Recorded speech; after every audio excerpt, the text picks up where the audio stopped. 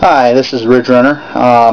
Just giving you the first installment of camping with no budget.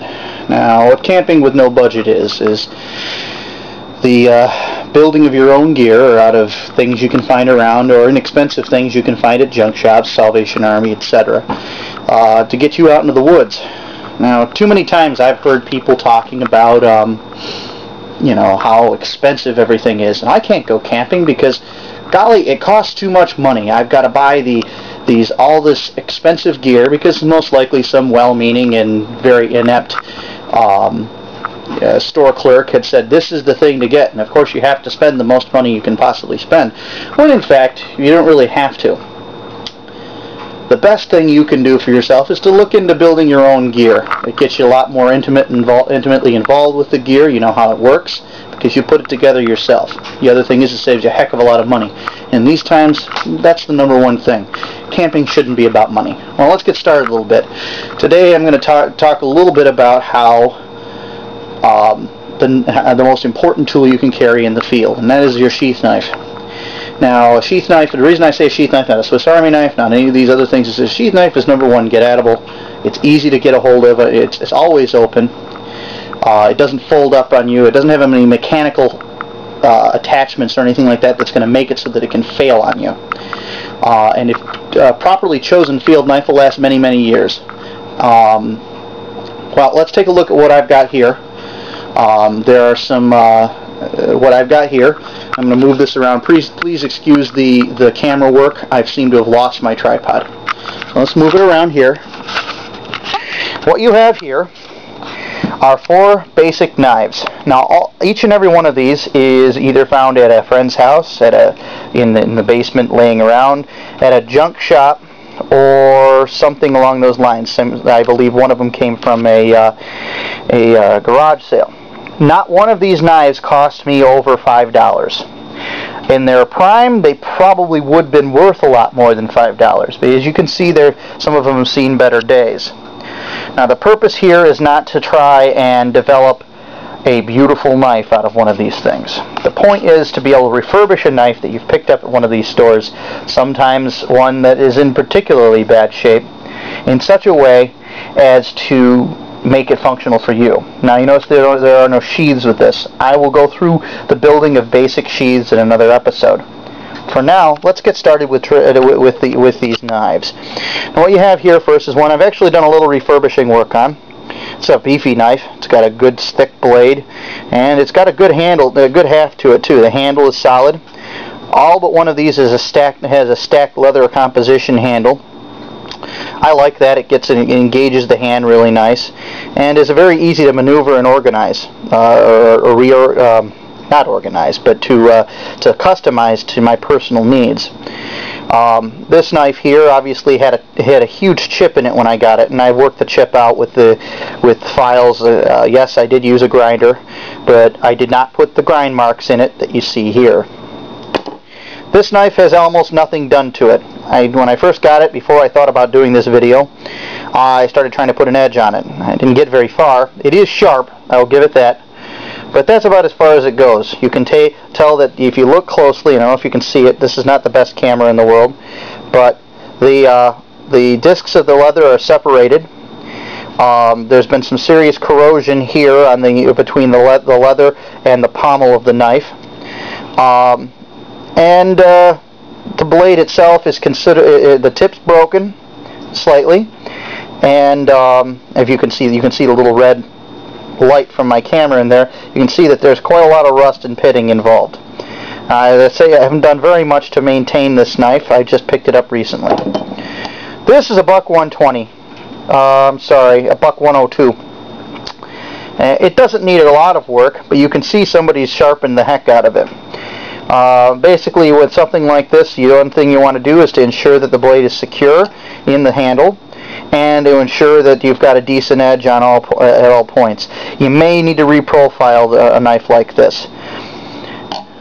Now, this knife here I've done a considerable amount of work on. It may not look like it, but this handle was all separated, and there was a piece missing here of leather that I have since replaced. Now, it's not a pretty repair, but it does the trick. And I'll show you the tools that I used to refurbish this knife to make it so that it is a functional tool in the field. Now, this may seem elementary, but one of the big important things you should have is some basic sandpaper, some heavy grit sandpaper. This is the stuff to get the real nasty junk off of your knives. I don't know what grit this is. I've just been using it so long. I think it's 100 grit. It does serve the purpose of what you're doing. You don't want to use this on the leather handles. You want to save that for the file. Now, the other thing that I like is this sanding block. You can get them in various grits. The nice thing about it is it keeps your fingers away from the edge. And oftentimes there is an honest-to-God edge on these knives when you get them. And it's an edge it might be kind of nasty, but it's one that'll cut you just the same. And the sanding block allows you to sand across the knife blade without having to worry so much about your handle. Just keep your hands away from it anyway. And last but not least, a decent bastard file. This is a Nicholson. Sorry, I grabbed the wrong one. This is my Delta. This is something that comes from a gunsmithing file kit. But what it does is it's good for reprofiling a blade. You try to stay away from ever using the grinder. And if you do it very carefully, very slowly, and you wet your blade constantly to ensure that you don't burn the blade as you grind it. The first thing you want to think about is the blade itself. It's the most important part of the tool. It is what cuts and does the work of the tool. Remove any of the rust that you can possibly do on this. You can tell if you look very closely that this blade has some serious problems. There's an honest-to-God chip rusted out of the point of this blade. It is not a structural failure. This knife was found buried underneath somebody's, one of my friend's front steps, and we don't know how it got there. I hope nobody was murdered with it, but it's reasonably certain that it came from one of his grandfather's set of knives that was used for whatever purpose. It had some gunk on it when I started. I think it was used during painting processes. Anyway, I'm getting towards the end here, but I wanted to go through what I did. The very first thing I did, I cleaned the blade up as best I could. The most important thing to remember here is you're never going to get all of the spots off it. It's never going to be a shiny new blade. Once you've kept that in your mind, you go on and you make it the best blade you can. You can tell it's got a good shine to it now. It's not pretty, but it works. I could go further, but I'd worry about taking too much material off of the blade. It has an excellent edge.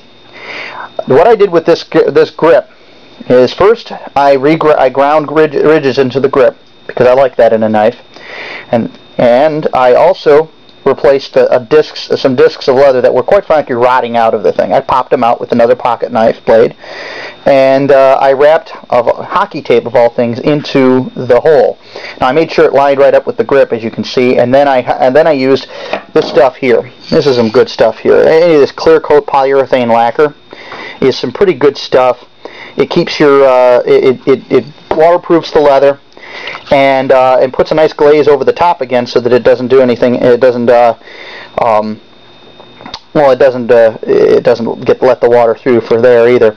The other thing it did is it hardened up that hockey tape. I put 3 or 4 coats on. I'm not going to lie. I kept spraying this thing. I think it's even more. But the whole idea is it's soaked right through the hockey tape and made a very hard thing. It's just as hard as the rest of the leather here. And at the end of the day, it's a good knife now. I cleaned up the handle a little bit, but I quite frankly don't care one way or the other if it's shiny, as long as it works. Now what I'm going to have to do here, I'm going to continue to polish this blade. I think I can get this one to a pretty good shine, but I got to look out for this blade. It has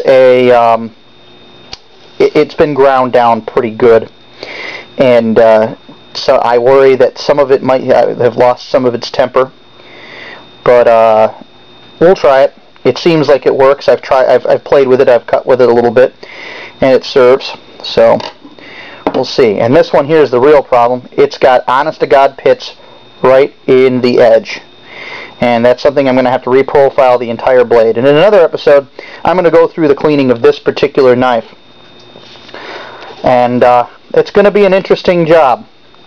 Well, until next time, see you in the woods. This is Ridge Runner, signing off.